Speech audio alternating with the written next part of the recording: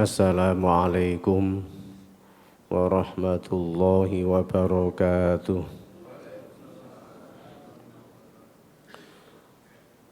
Alhamdulillahi rabbil alamin.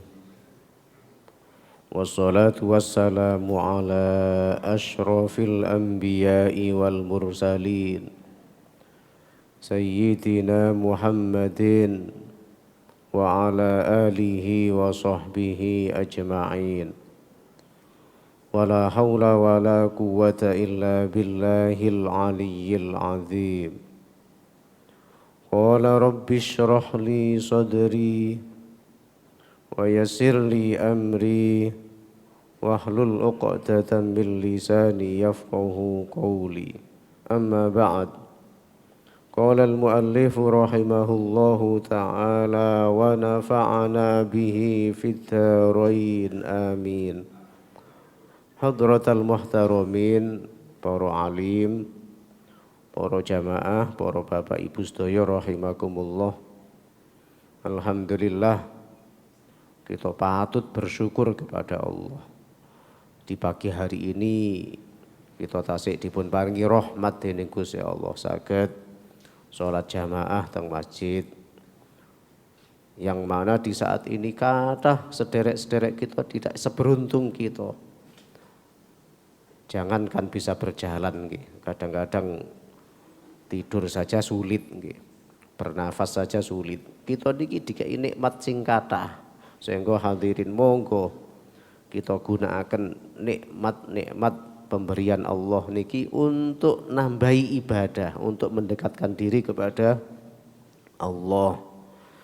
Dan hadirin monggo kita gunakno kesempatan yang ada ini semakin baik, semakin berkah dengan cara kita gunakan untuk ngaji. Dawuhipun Kanjeng Nabi riwayat Imam Baihaqi, la an ajlis sa'atan fa atafaqqahu ahabbu ilayya min an ahya lailatan ila sabah. Andai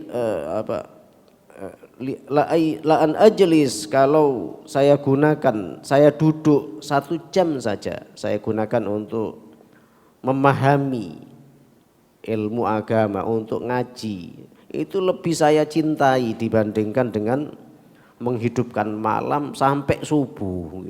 Jadi ibaratnya koyok kita sholat semalam suntuk nih loh, dibandingno kali kita ngaji, mempelajari agama niki, pahalanya lebih banyak kita ngaji niki. Sehingga itu lebih dicintai oleh Kanjeng Nabi, dan itu akan semakin berkah, pahala itu akan semakin banyak, kebaikan itu akan semakin banyak, karena dengan ngaji itu nopo ibadah kita niki akan semakin sempurna. Sehingga hadirin tidak ada selesainya ngaji niki. Wis mari niki nek wis mati niki nggih. Nek durung mati senajan sakit senajan apa niki wajib sian ndolek ilmu niki nggih. Shalawat serta salam mugia tercurahkan kepada junjungan kita baginda Rasulullah sallallahu alaihi wasallam. Hadirin rahimakumullah, kita lajengaken pengaosan kita ingkang kala wingi niki faslun fiddain wa mutlul wani. Jadi bahasan yang menerangkan tentang hutang dan termasuk penundaan seseorang yang kaya terhadap kewajiban yang harus dibayarkan kepada orang lain. Hadirin, di dalam salah satu hadis Imam Ibnu Addi dipun dawuhaken ayyuma rajulin utawi endi ana wong lanang tazawwaja kang nikah imro'atan ing wong wedok, fanawa mongko niat duwe karep an la yu'tiyaha ing yen to ora maringno sapa rajul ha ing imro'ah min sidakiha saking mahari sayan suwiji-wiji sedikit pun, mata mongko mati sapa man yauma yamutu ing dinane mati sapa man wa huwa hale utawi man iku zanin wong sing zina. Hadirin Kanjeng Nabi ndawuhaken rek ana wong nikah nggih. Menikahi seseorang. Lah nikah itu wajib memberikan mahar. Mahar niku salah satu di antara rukun nikah yang harus dilakukan oleh orang yang nikah. Mahar niku. Mas kawin niku nggih. Dan itu cara barang ngoten ibarate nuku, dituku. Dadi wong wedok niku dituku sehingga menjadi halal ngoten lho. Jadi maharnya itu sebagai yang menyebabkan halal niku, maka ini kita termasuk rukun nikah yang harus dipenuhi di dalam pernikahan niku. Mahar itu harus dibayarkan. Lah bayar mahar niki mboten kaku. Rek pancene ono langsung dibayar tunai, tapi oleh mahar niku diutang niku nggih. Semoyo. Wong wayahe nikah niki gak duwe dhuwit. Mahare niki semoyo dibayar sak minggu malih utawa dibayar sak wulan malih sesuai dengan kesepakatan. Atau mungkin lebih dari itu rek pancene mboten enten. Dibayar 3 wulan malih jagakno oleh arisan nggih. Utawa jagakno disauri. Lho angsal niku sing penting akate niku jelas. Rek wis akate niki ngomong halan dibayar tunai terus mboten dibayar niku ya gak oleh wong panjenengan halan niku nggih. Kudu langsung. Rek anjene muajalan semoyo mboten napa-napa mungkin semoyone pinten nggih. Berapa lama niku. Lah keranten di dalam pernikahan itu aturane niki fleksibel nggih, tidak kaku. Wong panjene nikah itu adalah sesuatu yang disenangi oleh Allah. Sehingga masalah pernikahan itu dimudahkan oleh Allah. Lah karena dimudahkan itulah sehingga dalam masalah mahar niki mboten kaku, fleksibel, tergantung wong sing nikah niki duwe apa gak nggih.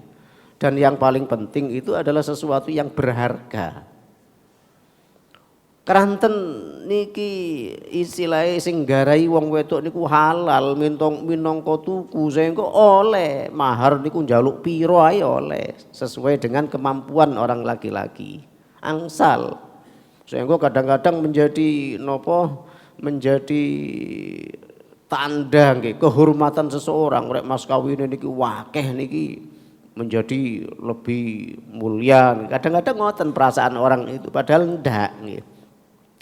Justru terus Kanjeng Nabi afdhalun nikahi barokatan, nikah sing paling barokah niku aisaruhu mu'na, sing paling enteng bondone. Niku sing paling barokah niku. Artose jangan sampai menjadikan pernikahan itu sulit, memberatkan. Nikahi kadang-kadang mas kawine kudu duwe omah sak isine. Lho rek gak duwe terus gak nikah-nikah sampai kapan?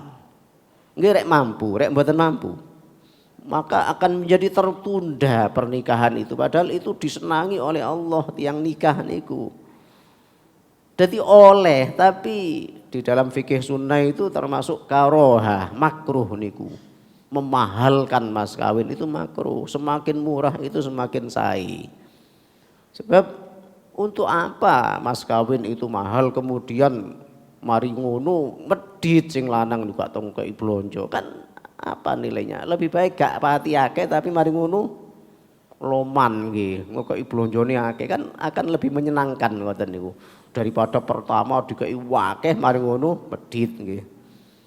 Jadi niki yang disenangi oleh Allah itu mempermudah, meringankan orang sehingga wong nikah niku gak ngerasa keberatan ngoten nggih. Ada termotivasi untuk menikah sebab bondone gak abot. Biaya ini mboten mahal nggih. Lah keranten di dalam pernikahan itu mboten kaku fleksibel oleh semoyo. Lah ketika oleh semoyo niki muajjalan nggih, tak bayar semoyo nggih. Lah ketika ngomong semoyo niku di dalam hatinya ada niatan. Niki hanya untuk sebagai sebagai persyaratan tok tapi di dalam hatinya ono niatan mboten dibayar wis dadi bojoku ae kok ya Mosok sak minggu wis oleh sak minggu kumpul terus marune bayar utawa oleh sak wulan utawa oleh 3 wulan mosok ya dibayar. Ada niatan seperti itu di dalam hatinya. Untuk tidak melunasi, untuk tidak membayar mas kawinnya. Hadirin dawuh Kanjeng Nabi, rek ana wong nikah nggih. Kemudian dia ada niatan di dalam hatinya untuk tidak menyerahkan maharnya, untuk tidak membayar mas kawinnya. Famata kemudian mata yauma yamut, maka ketika dia mati wahuwa zanin, sampai dia mati dan mas kawin itu belum terbayarkan nggih, turun dibayar sampai mati nih turun dibayar, fahuwa zanin, maka orang itu termasuk pezina. Koyok nglakoni zina senajan nak bojone dhewe. Kenapa? Sebab mas kawine mboten diserahno. Oleh utang tapi dibayar ngoten, tapi rek ana niatan mboten dibayar dan pada saatnya itu sampai mati. Naudzubillah min dzalik. Senajan bojone dhewe niku padha ambek zina. Dosane gedhe niku. Lah sama dengan zina. Sehingga jangan sampai rek karuwane gak duwe temenan wong panjenengan wis dadi bojone ya ngomong nak bojone, tolong Dek, aku gak iso bayar mahar, gak iso bayar mas kawin, tolong ikhlasno yo. Lho karuan ngoten, njaluk ikhlase niku nggih. Ya wis gak apa-apa Mas, wong sampeyan wis dadi bojoku gak apa-apa wis mahari tak ikhlasno. Lho niku masyaallah wong wedok sing paling sae niku. Nggih, rek gelem ngoten niku wis gak apa-apa mas kawine wis apa gratis wis tak halalno tak ikhlasno gak usah sampean bayar. Masyaallah niku luar biasa niku nggih. Rek umpama gelem ngoten nggih. Hadirin wonten napa orang perempuan yang terbaik niku yang dipuji oleh Kanjeng Nabi nggih. Napa yang ibuke Anas bin Malik niku ketika akan dinikah oleh Abu Thalhah nggih. Abu Thalhah niku seorang bangsawan, seorang yang kaya jenenge bangsawan, orang terpandang, orang mulia. Lah napa Ibu Anas bin Malik niku suaminya itu mati syahid ketika perang sehingga dikepingini oleh Abu Thalhah. Kemudian Abu Thalhah niki ngomong nang Ibu Anas bin Malik niki, maukah kamu saya jadikan sebagai istriku. Lah Abu Thalhah niku sik durung Islam nggih. Sik durung Islam. Kemudian dia mengatakan sapa sing gak gelem dadi bojo sampean? Sampean orang terpandang, sampean orang bangsawan, wong mulya, wong wedok goblok sing gak gelem dikawin sampean. Tapi saya ndak mau sampean itu orang kafir nggih, durung Islam. Kalau sampean mau, kalau sampean ingin menikahi saya, sudahlah sampean masuk Islam dan masuk Islam sampean itu sebagai mas kawin saya. Subhanallah. Ini akhirnya dipuji oleh Kanjeng Nabi, perkawinan yang barokah niki nggih, perkawinan antara Abu Thalhah kali Ibu Anas bin Malik niki, sebab mas kawinnya niku mlebu Islame Abu Thalhah niki sebagai mas kawin. Coba hadirin ono ta wong sing koyo ngoten nggih. Wis gak atik mas kawinan, mas kawine niki mlebu Islam, atau mas kawine niki maca Al-Fatihah ngoten. Wonten ngeten niki, subhanallah.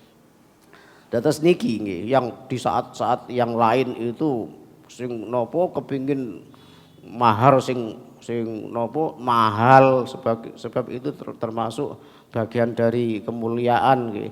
Tapi ada orang yang seperti itu, ingin seperti itu. Wis aku gak njaluk mas kawin apa-apa, sampean maca Yasin ae. Masya Allah, betapa mulianya orang yang seperti itu nggih. Dados hadirin, umpama wong lanang niki gak mampu wong jenenge wis kadung seneng sing wedok gelem kating kei mas kawin gak mampu, gak duwe dhuwit. Ya terus terang mawon.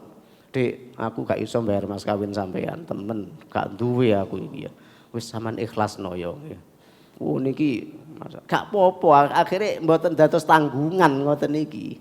Wis halal ngoten niku nggih, panjene wis njaluk diikhlasno. Tapi rek mboten sampai mati nih lho durung terbayarkan. Niki termasuk dosane niki kaya wong zina, ngumpuli bojo niki kaya zina sebab mas kawinnya belum terbayarkan nggih. Wa ayyuma rajulin lan utawi endi-endi ana wong lanang iku istara tuku min rajulin saking wong liya bayian ing barang yang dibeli nggih.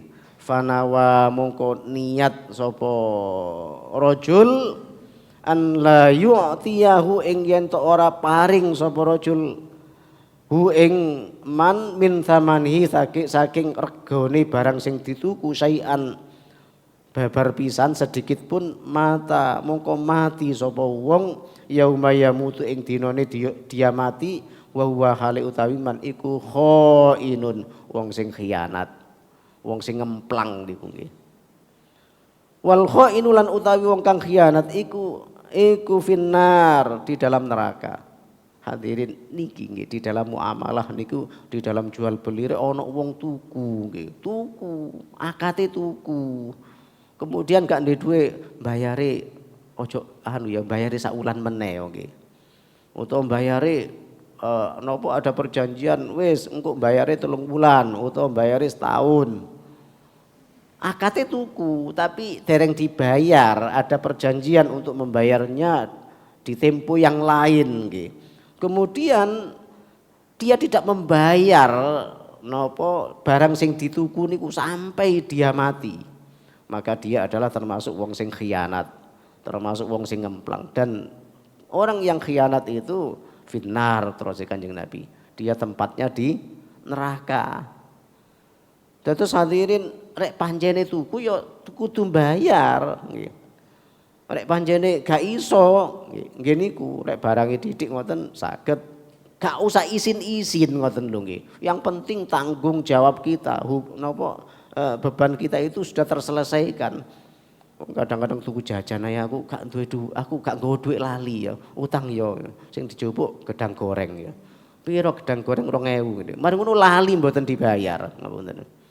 Lah masih 2.000 nggih. Kemudian kalau sampai dia mati ya kemudian uang itu belum terbayarkan niki lho gak mari mboten tuntas ketika dia mati akan terbawa terus sampai di akhirat nanti kecuali rek wis dijalukno ikhlase niki atau sudah dibayar nggih. Dadi niki kudu hati-hati. Dadi niki bagian dari hutang ngoten nggih. Dan itu tidak bisa selesai kalau tidak diselesaikan di dunia. Terus hadirin keranten menika ojo gampang nggih.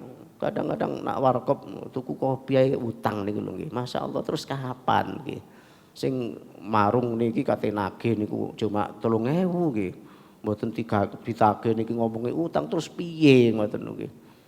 Dadi rek wong kadang-kadang gampangno niku wis titik-titik utang nggih.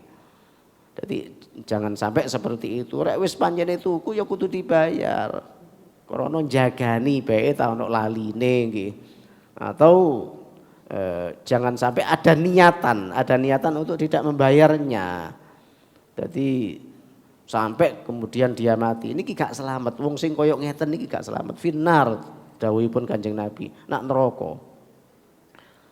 Wa Ibnu Majah hadis riwayat Imam Ibnu Majah bi isnadin hasan dengan sanad sing hasan nggih.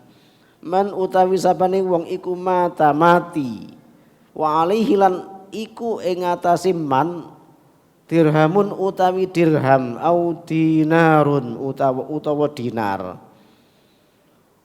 Qadha mongko memenuhi sapa man min hasanatihi ing kesaenane man laisa thamma dinarun yang laisa kang ora ono thamma ing kono apa dinarun dinar wala dirhamun lan dirham.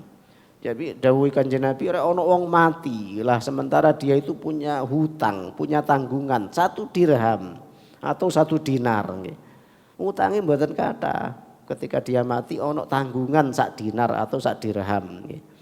Maka ketika itu tidak diselesaikan qadha maka dia akan menyelesaikan itu memenuhi apa yang menjadi tanggungannya itu min hasanatihi saking kesayanane. Jadi akhirnya amal saya ini niki dijupuk kanggo nglunasi.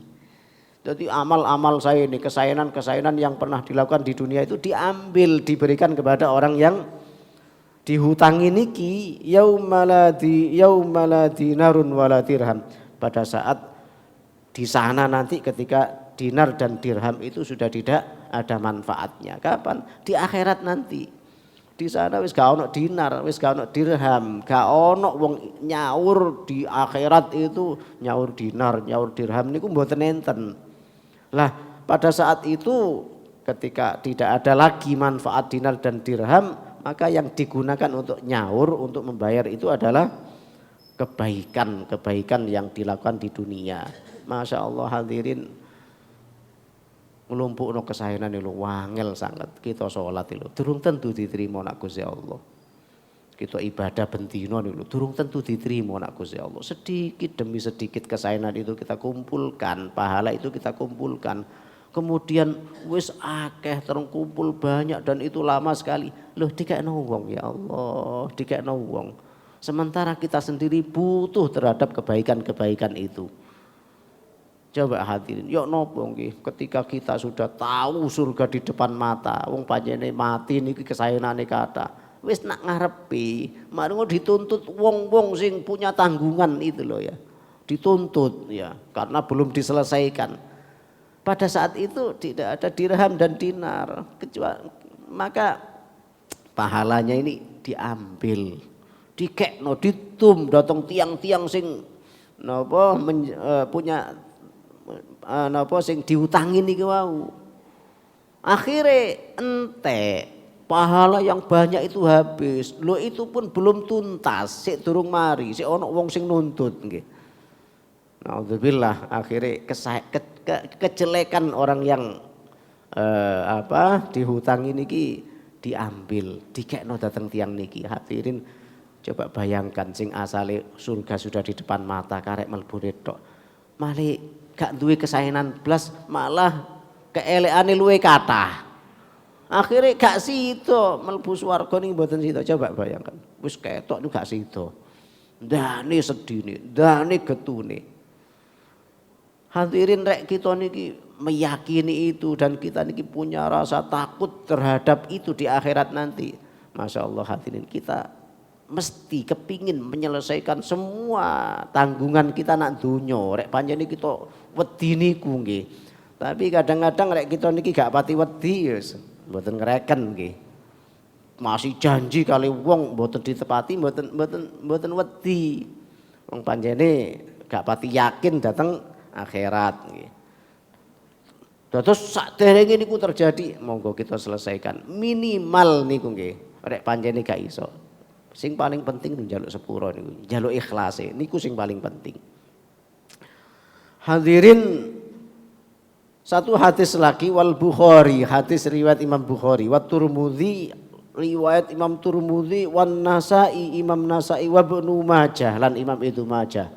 Ada hadis yang diriwayatkan oleh perawi-perawi yang sudah terpercaya kesohehannya nggih hadis niki. An Abi Qatadah, saking sahabat Abi Qatadah qala, matur sahabat Abu Qatadah qala ngendika sapa rajulun wong lanang. Ada seseorang yang sowan datang Kanjeng Nabi dan bertanya, "Ya Rasulullah, wahai Kanjeng Nabi, ara'aita, ya napa pendapat panjenengan?" Nabi nek nurut panjenengan niki dos pundi? Ing kutiltu lamun mati sapa ingsun fisabilillah ing dalem dalane Gusti Allah, sabiran hali sabar, muhtasiban tur ndolek ridane Gusti Allah, mukbilan tur madhep, ghairu mudbirin, mboten termasuk pengkhianat. Niki wonten tiyang sing pasukan perang nggih, termasuk pasukane Kanjeng Nabi nggih, termasuk pejuang pada saat itu. Tanglet dateng Kanjeng Nabi, nurut panjenengan ya napa nggih, rek kula niki nderek perang di jalan Allah, kula sabar nggih. Dan kula niki ndolek ridane Gusti Allah, tidak ada pamrih sama sekali. Dan saya selalu maju menghadapi musuh, tidak pernah sedikit pun mundur, bukan pengkhianat. Nggih. Lah kemudian ketika saya mati pada saat itu dan mati saya mati syahid, jelas niku mati ini ketika perang mati syahid. Yukaffirullah anni khotoyaya. Napa Gusti Allah mengampuni dosa-dosa saya semua.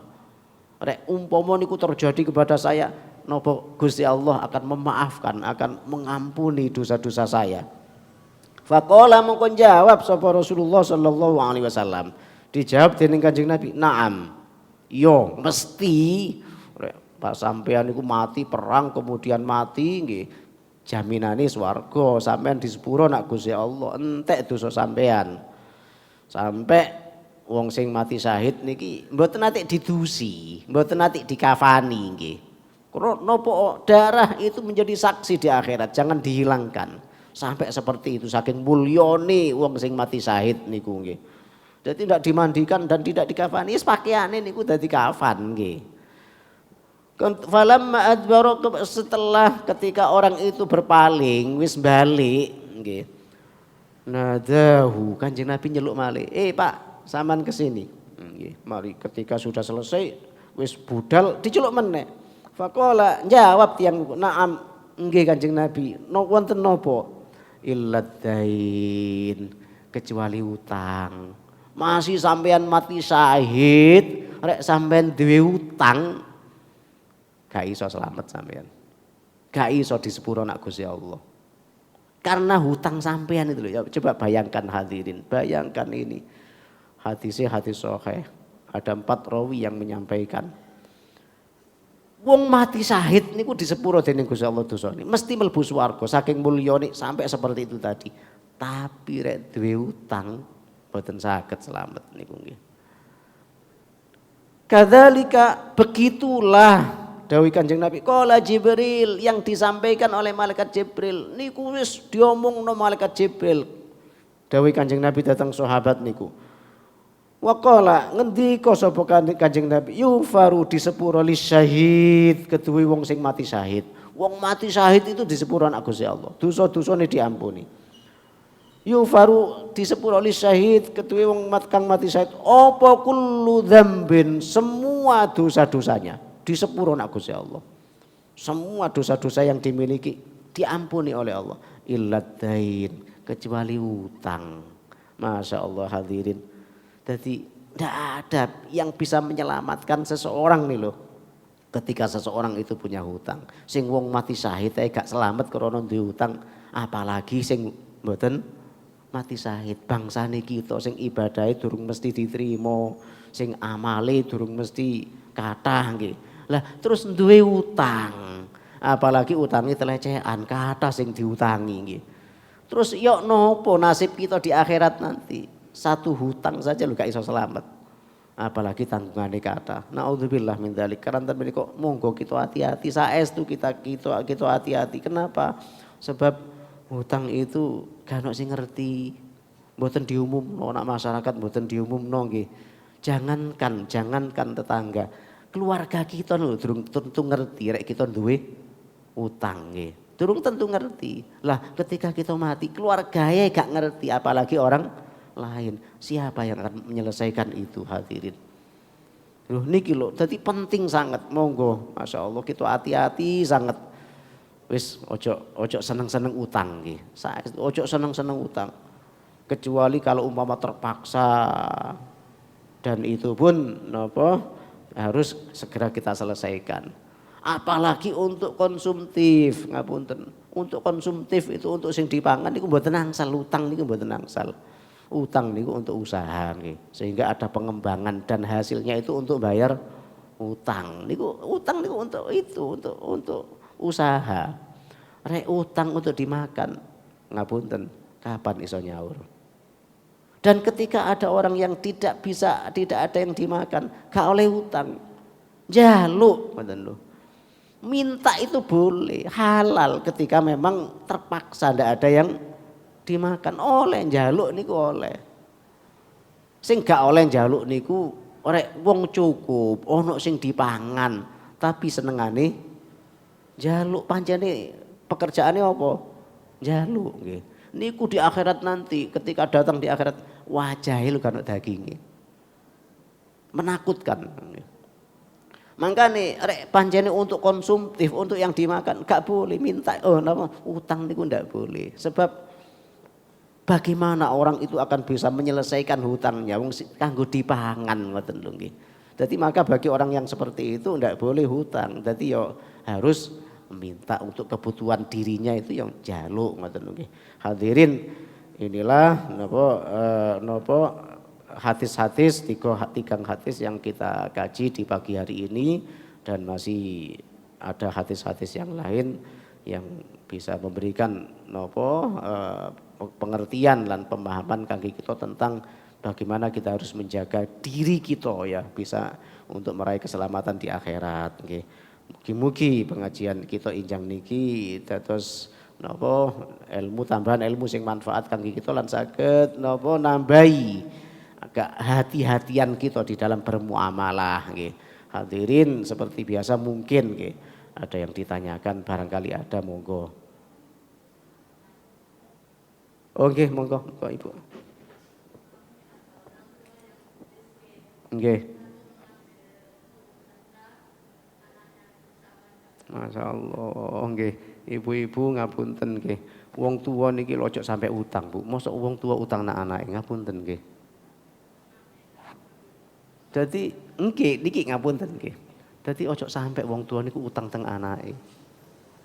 Nabi nate matur datang salah satu sahabat ketika wonten sahabat niku sing lapor teng Kanjeng Nabi, wadul teng Kanjeng Nabi tentang anake.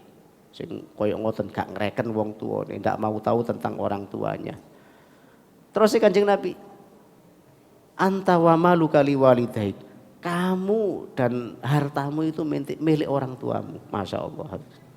Jadi kamu dan hartamu itu milik orang tuamu. Artosé hadirin wong tuwa gambarane ngoten, gambarane njupuk donyane anake gak ngomong lho. Niku gak apa-apa. Lah wong anake iku milik orang tua. Sampai rek ana wong tuwa mateni anak mboten saged dituntut wong anake nggih. Niku rek nurut agama ngapunten benten kali napa nurut hukum ngoten lho. Ojo mateni menyakiti anak mawon KDRT niku nggih. Itu bisa dihukum itu. Tapi gak maksudnya ini ndak ada sampai Kanjeng Nabi ngomong anta wa maluka liwalidaik. Dirimu dan hartamu itu milik orang tuamu. Jadi orang tua itu kalau umpama minta jupuk tok hartanya anaknya itu ndak apa-apa. Makanya hadirin rek sampai ono wong tua sing utang nang anak niku kebajut, saestu kebajut. Ojo sampai njaluk ae rek iso ojo. Anak niku kudu semerap rek panjene anak ini ku napa duwe ngoten lho nggih. Rek sampai wong tua nuntut niku nggih malah mboten angsal nggih. Nuntut anake aku ben wulan kebutuhanku sakmene ya cukup ono ya mboten angsal ngoten niku nggih. Tapi anak harus tahu diri. Maksudnya niku sadurunge wong tua niku njaluk ya apa sing dadi kebutuhane diparingno. Dan itu pun sesuai dengan kemampuan ngoten nggih. Jadi ojo sampai wong tuane ini lho utang masyaallah. Apalagi naudzubillah min dzalik zaman pun akhir. Sampai wong tua sing dituntut nak pengadilan sing nuntut anake. Masyaallah naudzubillah min dzalik saestu. Sampai kapanpun anake gak kira selamat ngoten niku. Lah wong tua dituntut lho ya. Koyok dhek meletek teko watu wae. Dia lahirnya dari orang tua, ada kewajiban mulai wong tua si urip sampai mati seterusnya itu loh wajib berbakti datang wong tua, wajib tidak boleh menyakiti. Ada seorang sahabat sing matur teng Kanjeng Nabi kula niku lho ben bayaran ben nyambut damel duwe niku kula paringaken datang tiang sepah tak kekno wong tua terus setiap kula niki nyambut damel hasilnya kula paringaken wong tua. Napa cukup bakti kula dateng wong tua? Napa terus Kanjeng Nabi? Lah tidak satu nafasnya yang panjang pun. Ya Allah. Niku dawuh Kanjeng Nabi. Dadi dikekno kabeh hasil koyone dikekno kabeh dateng wong tua. Niku sik durung cukup niku. Berbakti datang wong tua niku durung cukup. Satu nafasnya pun sik durung cukup. Kenapa? Sebab ketika wong tua ngeramut anak mulai cilik nggih. Wong tua ngeramut anak, ikhlase niku nemen. Gak ono wong tua niku lho nggih sing ndongakno elek teng anak. mesti ndongakno apik, nak muga-muga panjang umur, nak muga-muga kon berhasil, nak muga-muga kon sehat, nak muga-muga kon umur napa sukses, nak niku wong tuwa dateng anak. Tapi rek wong tuwane wis tuwek sing ngramut anake wonten ngoten, Bu sampean muga-muga diparingi umur panjang Bu, ngoten wonten. Kadang-kadang anake Bu wis ndungone nak Gusti Allah, ya Allah Gusti kula pun berbakti datang wong tua kula Gusti, kula pun ikhlas kapanpun wong tua kula dipundhut kula ikhlas. Lho rek anak kan ngoten, lho rek anak teng wong tua kan ngoten nggih. Dadi oleh ngramut wong tua niki nggih mboten kaya wong tua ngramut anak sing kepengin urip terus, kepengin dikai umur panjang. Tapi rek anak mboten, wis ngoten wis kula pun berbakti, wis kula pun nurut, kula pun mulya wong tua. Wis kapanpun nggih wong tua niki kapundhut kula ikhlas. Niki kan berarti kan gak ndongaknone wong tua mboten kaya wong tua ndongakno dateng anak nggih. Sampai ada seorang yang disakiti oleh orang tuanya nggih. Kemudian dia diam saja. Niku lho. Terus Kanjeng Nabi umpama kulitmu diiris-iris nak wong tuamu dan kamu diam saja tidak melawan. Sik durung cukup baktimu nak wong tua. Niku dawuhe Kanjeng Nabi. Coba pundi wonten wong tua sing sampai nyileti anake, sing sampai nyakiti kaya ngoten. Terus anake meneng tok. Lho niku lho sik durung cukup baktine niku nggih. Dadi mangkane hadirin untuk kepada orang tua. Wong tua niki insyaallah lah sami, mboten enten sing arep-arep nak anake kepengin dianu. Mboten enten. Ndelok anake seneng ae wis atine wong tua niku seneng. Ndelok anake waras, ndelok anake rukun niku seneng wisan nggih. Apalagi diberi sesuatu ngoten niki senajan mboten kathah niki lho bungae wong tua niki luar biasa. Dados hadirin niki dadi ojo sampe nggih wong tua niku sampe napa sampai utang dateng anak niki ya Allah nggih. Apalagi sampai anak niki tukaran ambek wong tua nggih. Gara-gara warisan nggih, gara-gara piring niku sampai dituntut nak nggone pengadilan. Masa gara-gara sederhana. Ya Allah, sampai ditakoki niku bagaimana wis nanti pengadilan yang memutuskan. Kok iso ngono lho nggih. Dados hadirin, jadi ini napa ojo ketika orang tua utang saking kadang-kadang sungkane anak yo anak ojo sampai ngutangi nggih. Dadi anake niku yo ngekeki rek pancene ono rek mboten enten ya tetep ngekeki walaupun tidak seperti yang diminta. Jadi harus seperti itu.